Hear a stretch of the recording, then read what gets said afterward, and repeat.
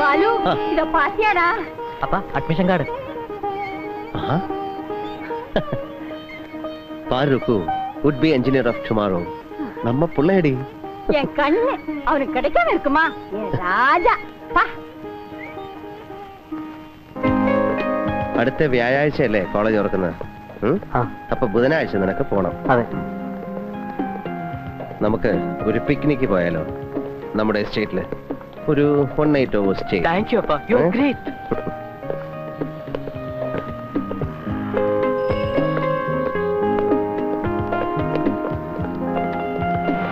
കണ്ണാ, ഒരു വഴിക്ക് പോവല്ലേ? ഒരു കമ്പനിക്ക് വേണമെങ്കിൽ ഗീതുവിനോട് കൂട്ടാം. ഞാൻ മണിയനോട് പറഞ്ഞോളാം. അപ്പാ എന്നാ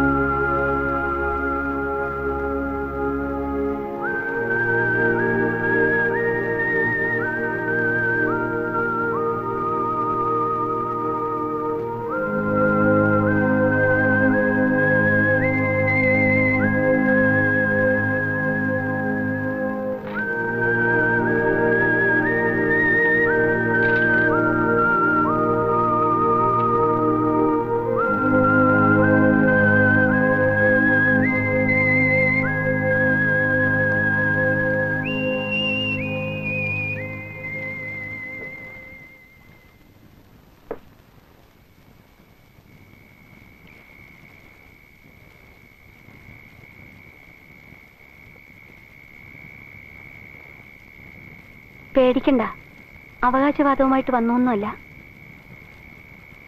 മണിയണ്ണനെല്ലാം എന്നോട് പറഞ്ഞിരുന്നു. മറ്റൊന്നും കൊണ്ടല്ല ശ്രീ.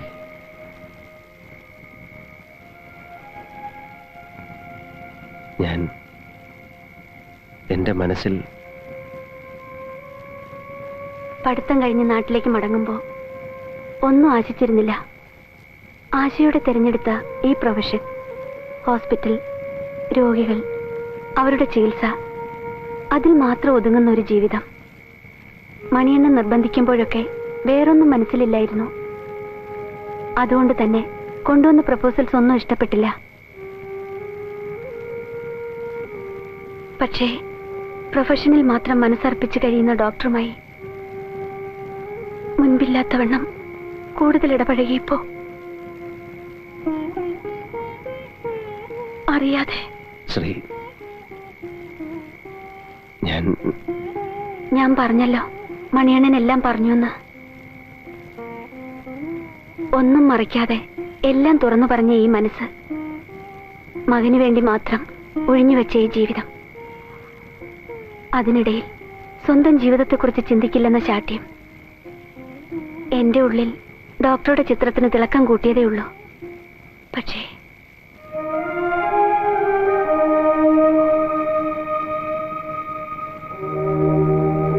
എപ്പോഴെങ്കിലും ഇനിയൊരു ജീവിതമാകാമെന്ന് തോന്നിയാൽ അന്ന് ശ്രീ, ഒരു പക്ഷേ ഒരിക്കലും തോന്നിയില്ലെങ്കിലോ എന്ന്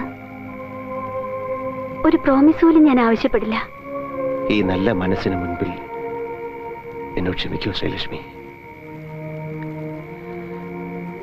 വിധിയും ദൈവങ്ങളും എന്നും എന്നെ വ്യാമോഹിപ്പിച്ചിട്ടേ ഉള്ളൂ.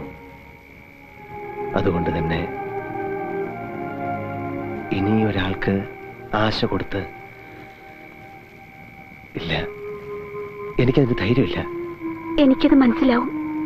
ദൂരെ നിന്ന് അത്രയെങ്കിലും മനസ്സിലാക്കുവാനുള്ള സ്വാതന്ത്ര്യം അതുകൂടി നിഷേധിക്കരുത്. ശ്രീ, ആർക്കെങ്കിലും വേണ്ടി കാത്തിരിക്കാനുണ്ടാവുക, അത്രയെങ്കിലും ഭാഗ്യം എനിക്ക് തന്നൂടെ?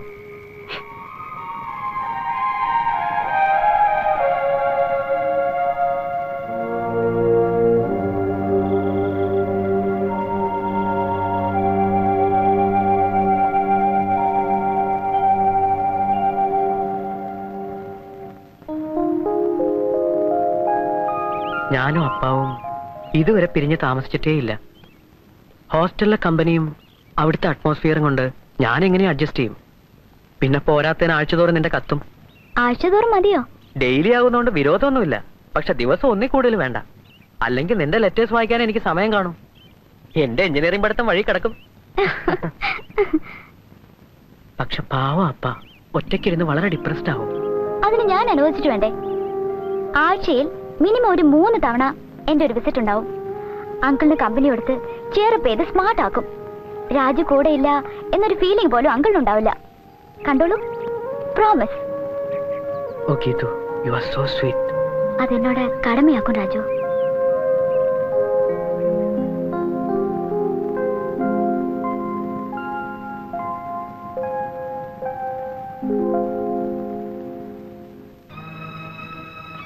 പാരുകണ്ണ, ഡെയിലി ഞാൻ നിനക്ക് ഓരോ കത്തയക്കും. അതുപോലെ നീ എനിക്കും. ഓക്കെ. പിന്നെ വീക്ക്ലി ട്വൈസ്. ഞാൻ வரேன். வேண்டாண்டா, எவ்வளவு தூரம் இருக்கு தெரியுமா? வேணா நான் அங்க வந்து உன்னை பாத்துக்கிறேன். വെക്കേഷന് மட்டுം വന്നാ മതി. ഹോളിഡേയ്സിലൊക്കെ അവിടെ ഇരുന്ന് പഠിത്തത്തിൽ കോൺസെൻട്രേറ്റ് ചെയ്യണം. അപ്പൊ പിന്നെ വീക്ക്ലി ട്വൈസ് എന്ന് പറഞ്ഞതോ? അതോ വീക്ക്ലി ട്വൈസ്. എല്ലാ വ്യാഴാഴ്ചയും മധ്യാഹ്നം പുറത്ത് അറൌണ്ട് 4-4:30 ഞാൻ നിനക്കൊരു ഫോൺ ചെയ്യും. നീ ഹോസ്റ്റലില് ഫോണിന്റെ അടുത്ത് വെയിറ്റ് ചെയ്യണം. ആൻഡ് എല്ലാ ശനിയാഴ്ചയും അതെന്നോട് ഓപ്പറേഷൻ ഡേ ആക്കുമേ, അറൌണ്ട് ദ സെയിം ടൈം 4-4:30 നീ എനിക്കൊരു കോൾ ബുക്ക് ചെയ്യണം. I will wait for your call in the hospital. Done boss.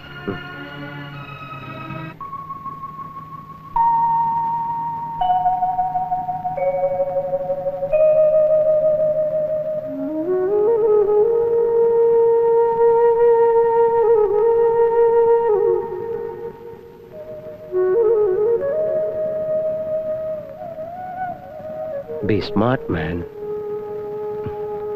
ഒന്നും മറന്നിട്ടില്ലല്ലോ? ഇല്ല.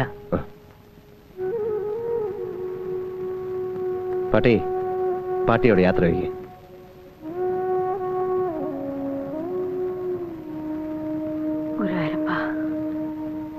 നന്നാ പഠിക്കണുണ്ടാ, ദീർഘായുസായിരുടാ. இனிமே நான் உன்னை எப்படா பார்க்க போறேன்? நான் வெக்கேஷனுக்கு வருவேனே பாட்டி. பாட்டி, நீ தானே நேத்தைக்கு சொன்னேன் வருத்தப்படக்கூடாதுன்னு.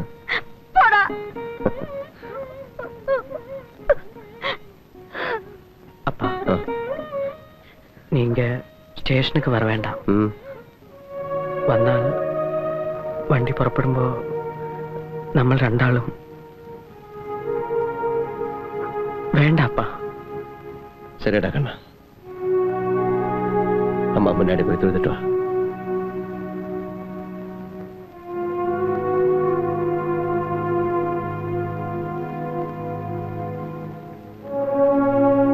நான் போயிட்டு வரேம்மா.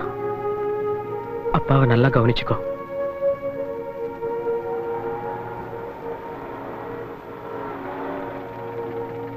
இறங்க வேண்டாம். பாலு,